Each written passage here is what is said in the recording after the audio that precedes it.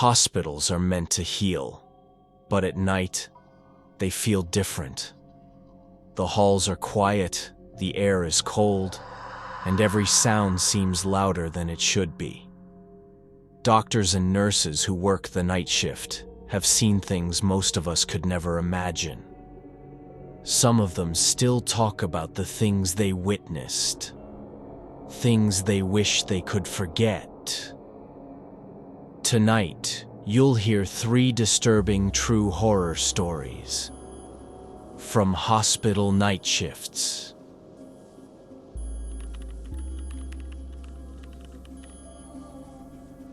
Olivia was a young nurse working in a mid-sized hospital in Utah. She had only been there for a little over a year, still getting used to the long hours, the stressful emergencies, and the quiet loneliness of the night shift. Most nights were uneventful. She would check vital signs, update charts, and occasionally help a patient who couldn't sleep. But one particular night was very different. It was just past 2 in the morning. The halls were empty, the lights dimmed to a pale yellow glow. Olivia was sitting at her desk in the ward, typing up notes, when the intercom phone at her station buzzed. She picked it up. A raspy male voice asked softly, "Nurse, can you bring me some water? Please. Room 6. Olivia knew the room.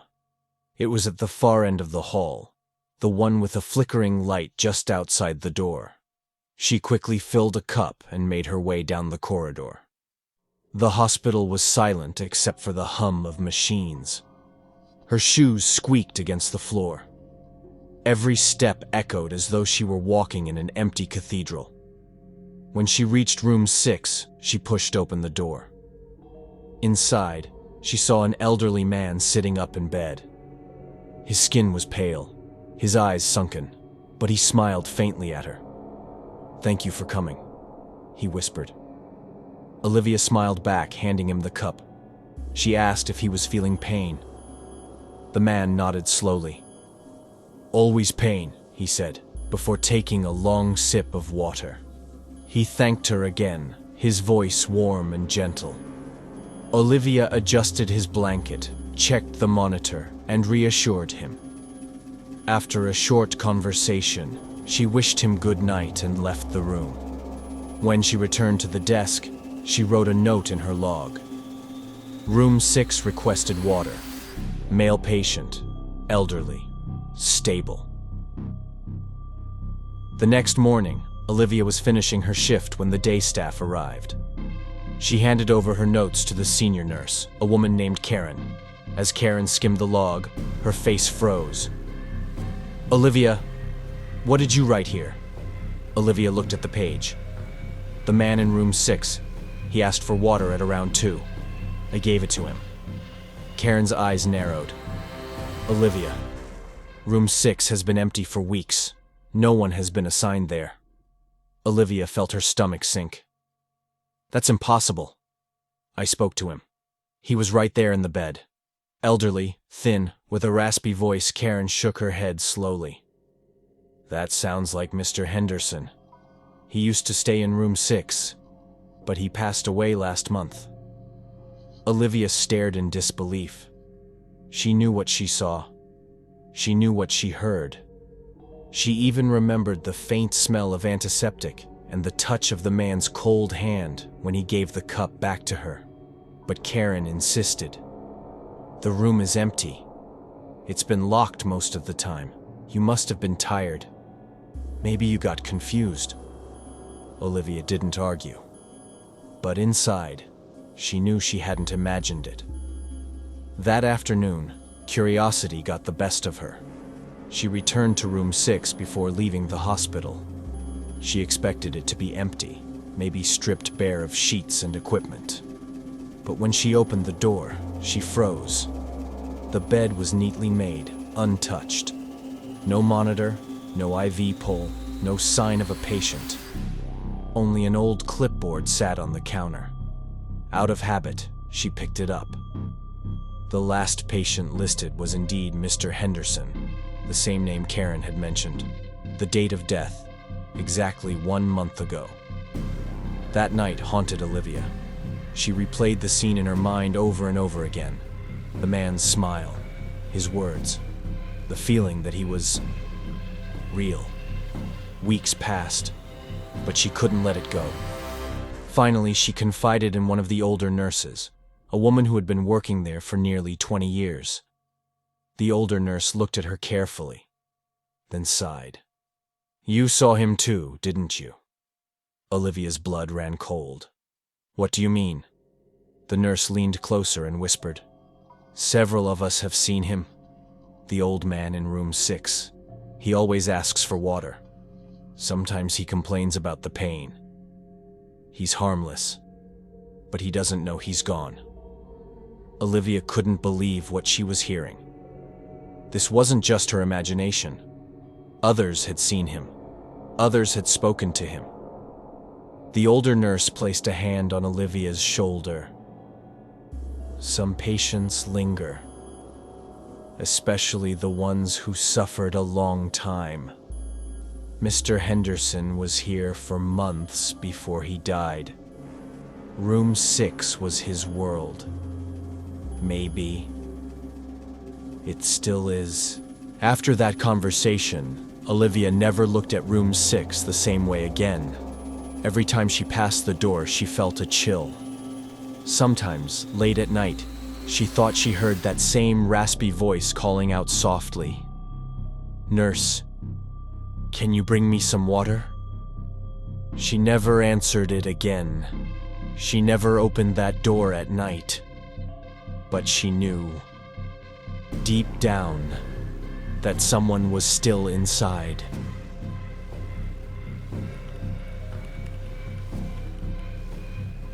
Natalie was 24 when she started her job at a large hospital in Baltimore. She was ambitious, motivated, and determined to prove herself. Most of her friends worked 9-to-5 jobs. Natalie, on the other hand, had chosen night shifts. The pay was better, and she told herself she could handle the quiet hours. But she quickly learned the night shift wasn't just quiet. It was isolating, lonely, and sometimes unsettling. It was a Thursday night in early spring. The air outside was damp with rain, and thunder rumbled in the distance. Inside the hospital, the fluorescent lights buzzed faintly. Natalie had been assigned to deliver supplies to the basement storage rooms. She hated going down there. The basement was old, built decades before the modern wings of the hospital. The walls were yellowed with age, the floor tiles cracked, and the ceiling pipes dripped occasionally. Few people ever went down there except night staff. Still, Natalie grabbed the rolling cart filled with saline bags, gauze, and IV tubing. She pushed it into the service elevator, pressed the button for B, and watched the doors close. The ride was slow. The elevator groaned as if it carried the weight of ghosts instead of supplies. When the doors opened, a wave of cold air washed over her. The basement corridor stretched out in both directions. Half the lights flickered. Her cart rattled loudly against the floor as she walked. Each echo bounced down the hall and came back to her like footsteps following close behind. Natalie kept her eyes forward. She just wanted to drop off the supplies and leave. Halfway down the hall, she stopped. She thought she heard something faint. A giggle. High-pitched. Childlike. Natalie froze. There were no pediatric patients down here. The basement only had storage rooms, maintenance closets, and old archives. She told herself she was imagining it. Maybe a pipe hissed. Maybe her mind was playing tricks. She kept walking. The sound came again. A little laugh, closer this time. It sent chills crawling up her arms. She turned, scanning the hallway. No one. Just shadows pooling in the corners. long and distorted under the flickering lights. Natalie forced herself to keep moving. She reached the supply room, fumbled with the keys, and unlocked the door. The room smelled of dust and disinfectant. As she unloaded the boxes, something metal clattered behind her. She spun around. The cart she had parked against the wall had moved. It was several feet away from where she left it. Natalie's heart pounded. She whispered out loud, almost begging, "Hello? Who's there?" No answer. Just silence. She shoved the supplies onto the shelves quickly and pushed the cart back out into the hallway. This time the air felt heavier, the shadows darker. When she turned the corner, she saw something that made her skin crawl. At the far end of the corridor, a small figure stood. It looked like a child, barefoot, head tilted slightly to one side. Natalie's throat went dry. Her voice cracked. "Hey, are you lost?" The figure didn't move. It just stood there, staring. The flickering light above it buzzed and then went out completely, plunging that end of the hallway into darkness. When the light flickered back on a second later, the figure was gone. Natalie broke into a cold sweat. She pushed the cart faster, desperate to reach the elevator. The wheels squeaked and echoed as if announcing her panic to the entire basement. Halfway to the elevator, the giggle returned. This time it was directly behind her. She spun around. Nothing. The hall was empty. But the sound hadn't stopped. Now it was circling her, bouncing off the walls, impossible to track. High, playful, but dripping with malice. Natalie abandoned the cart and ran. Her shoes slapped the floor as she sprinted to the elevator. She hammered the button. The doors opened slowly, painfully slow, as if resisting. When she stepped inside, a wave of rot hit her. The air smelled foul, like spoiled meat and stagnant water. Her stomach churned. She pressed the button for the main floor, but before the doors closed, she heard it again. A whisper, inches from her ear. "Play with me." Natalie screamed, slamming her fist against the close button. The doors shut. The elevator lurched upward. She pressed herself against the wall, shaking, tears streaming down her face. The elevator reached the main floor. The doors opened, and Natalie bolted out. She didn't stop running until she reached the nurse's station, where the bright lights and voices of her co-workers felt like salvation. For the rest of her shift, she refused to go back downstairs. She couldn't even bring herself to explain fully to the others. She just said she felt sick. But when she finally went home that morning, she broke down completely. She told her roommate everything. The laugh, the child, the voice whispering in her ear. Her roommate told her to quit, to never go back. But Natalie couldn't. She needed the job. She returned the following week. She tried to convince herself it had been exhaustion, hallucinations, maybe even a nightmare she confused with reality. But the basement never felt the same again. Every time she had to use it, her heart pounded. Every creak of the pipes sounded like a laugh. Every shadow in the corner looked like that small, still figure waiting for her. Eventually, the fear consumed her. She transferred to another department and refused to take night shifts alone. Her supervisors thought she was overreacting, but Natalie didn't care. She knew what she had heard, what she had seen, and she never wanted to see it again.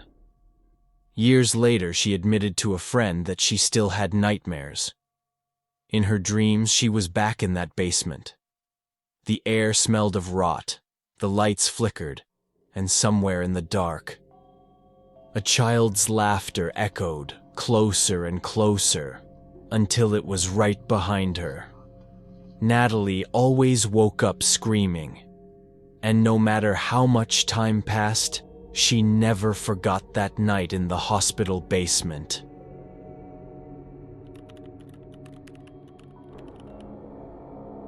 Lucas had been a nurse for almost 10 years. He worked in the ICU of a hospital in New Orleans, and he was used to stress. He had seen patients flatline. He had heard families cry when they received bad news. Nothing shocked him anymore. Or at least, that's what he believed.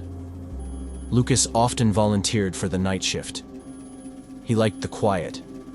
The city outside might be buzzing with nightlife, but inside the hospital, after midnight, things slowed down. Patients slept. Machines beeped rhythmically. It was easier to focus. But one night, something happened that made him regret ever stepping foot into that building after dark. It was just past 1 a.m. Lucas was asked to retrieve some medications from the storage unit 2 floors below. Normally, he would have sent someone else, but the staff was short that night. So he grabbed his clipboard, walked down the hall, and pressed the button for the service elevator. The doors opened with a metallic groan. Lucas stepped inside, the fluorescent light above flickering weakly. He pressed the button for the basement. The elevator began to move.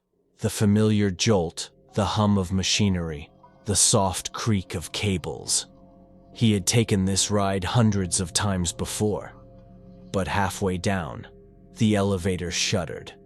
The light blinked twice, and then went out. Darkness swallowed him. Pitch black.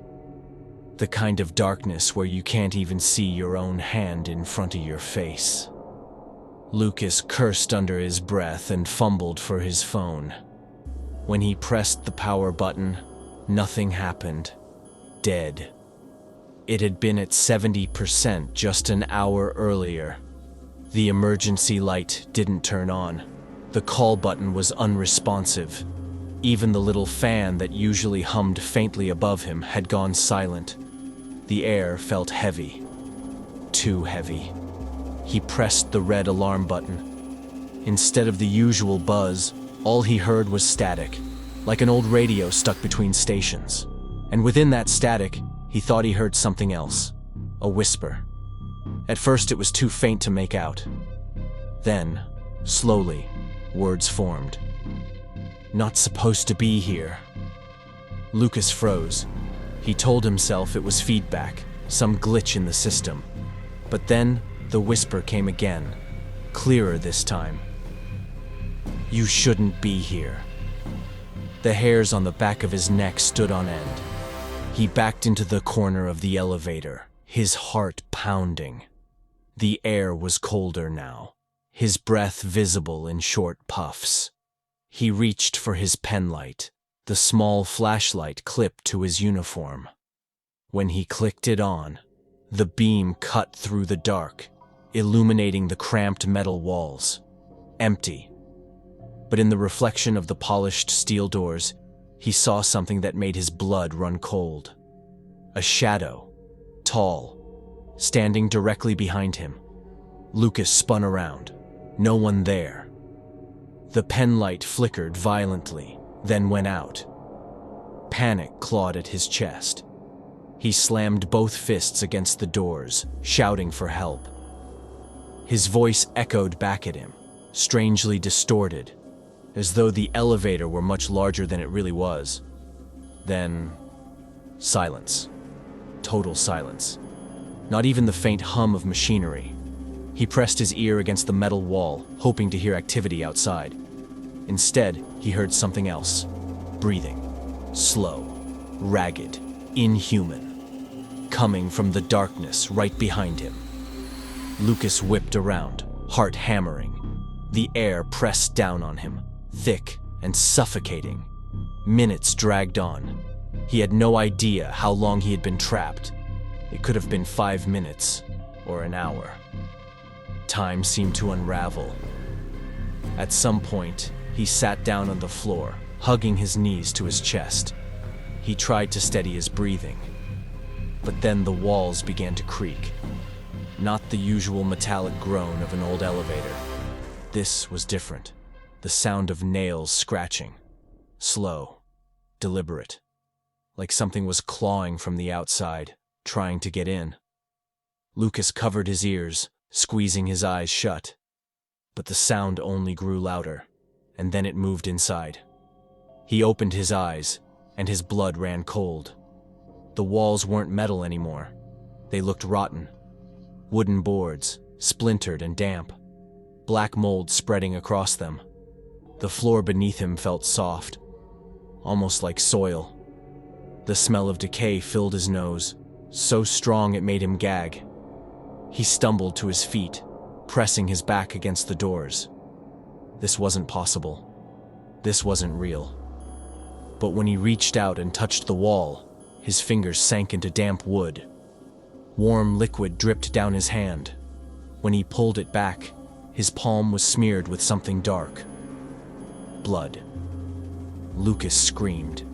He pounded on the doors, begging for someone to hear him. But no one came. The elevator had become something else. Somewhere else. The whispers returned, louder now, surrounding him. Voices overlapping, impossible to understand, except for one phrase repeated again and again. "You don't belong here." He sank to his knees, covering his ears. Tears streaked his face. His body trembled. He had faced dying patients, grieving families, medical emergencies. But nothing like this.